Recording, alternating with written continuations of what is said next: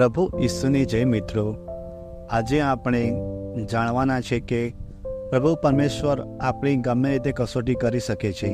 તે માટે આપણે એમની પર જેટલો વિશ્વાસ અને શ્રદ્ધા રાખીએ છીએ તેટલી જ તેમની યોજના ઉપર પણ વિશ્વાસ અને શ્રદ્ધા રાખવાની જરૂર છે. જો મિત્રો તમે અમારી આ યુટ્યુબ ચેનલ પર પહેલી વાર આવ્યા હોય તો કૃપા કરીને અમારી આ યુટ્યુબ ચેનલને સબસ્ક્રાઈબ કરવા માટે વિનંતી છે, જેથી કરીને બાઇબલ વિશે જે મહત્ત્વપૂર્ણ માહિતી અમે આપીએ છીએ તે નોટિફિકેશન તમને મળી શકે. વિડીયો સારો લાગે તો વિડીયોને લાઇક અને શેર કરવા માટે વિનંતી છે. આજનો વિડીયો આપણે શરૂ કરીએ છીએ. તો મિત્રો, બાઇબલમાં ઉત્પત્તિના ગ્રંથમાં 22મા અધ્યાય વાંચીને સાંભળી શકીએ છીએ કે એકવાર ઈશ્વરે અબ્રાહમની કસોટી કરવા વિચાર્યું અને અબ્રાહમને કહ્યું કે તું તારા એકના એક દીકરાને લઈને હું જે બતાવું તે ડુંગર પર જા. તેથી અબ્રાહમ બીજા દિવસે વહેલી સવારે તેના દીકરા અને નોકરો સાથે તે જગ્યાએ જવા માટે રવાના થાય છે. તે ડુંગર ઉપર જઈને ત્યાં લાકડા મૂકે અને તેના ઉપર તેના દીકરા ઈસાકને સુવડાવી દે છે અને તેનો વધ કરવા જાય છે. ત્યાંથી આકાશમાંથી ઈશ્વરના દૂતનો અવાજ આવે છે અને અબ્રાહમને રોકવામાં આવે છે. અને ઈશ્વરે કહ્યું કે મને ખાતરી છે કે તું ઈશ્વરથી ડરે છે. અને અબ્રાહમ ઈશ્વરની કસોટીમાં પાસ થઈ જાય છે. અને ત્યાં બાજુમાં જ એક ઘેટું ઝાડીમાં ફસાઈ ગયું હતું. તો તેને લઈ આવીને અબ્રાહમ તેની બલિ પ્રભુને અર્પણ કરે છે અને પછી તે જગ્યાનું નામ પ્રભુ પૂરું પાડશે તેમ રાખે છે. પછી પ્રભુ પરમેશ્વર અબ્રાહમને સામે સોગંદ દે છે કે તેનો વંશવેલો આખી પૃથ્વી પર વધારશે, આકાશના તારા અને દરિયાના કાંઠાની રેતી જેટલા વધારશે, બધા દુશ્મનો ઉપર કબજો પણ મેળવશે. કારણ કે પ્રભુ પરમેશ્વરે જેમ કહ્યું તેમ અબ્રાહમે કર્યું હતું. તો મિત્રો, આજના વચનમાં આપણે જોવા મળે છે કે અબ્રાહમ ઈશ્વરમય જીવન જીવતા હતા, તેમની યોજના પ્રમાણે જીવન જીવતા હતા. તે જેમ કહેતા તેમ જ કરતા.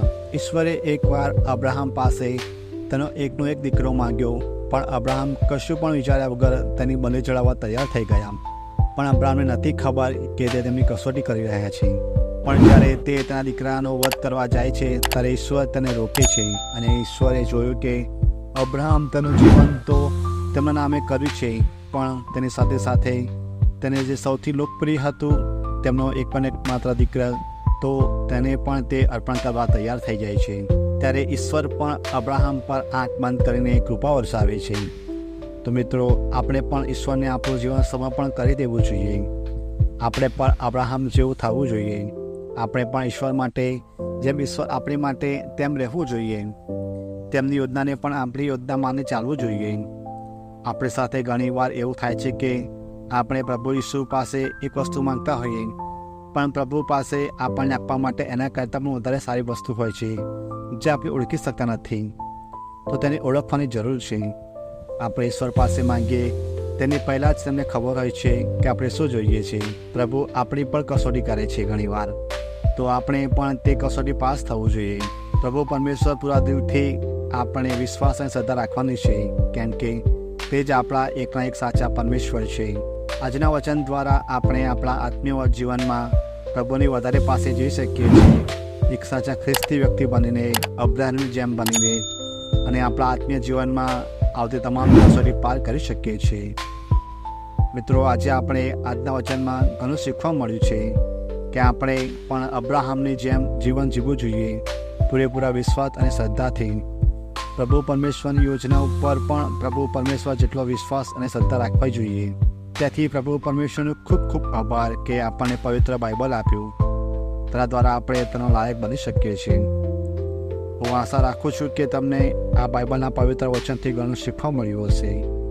અને જો તમને આ વિડીયો સારો લાગ્યો હોય તો તમે બીજા આપણા ભાઈઓ અને બહેનોને પણ શેર કરજો, લાઈક કરજો અને અમારી આ યુટ્યુબ ચેનલને સબસ્ક્રાઈબ પણ કરજો. તમારો આભાર.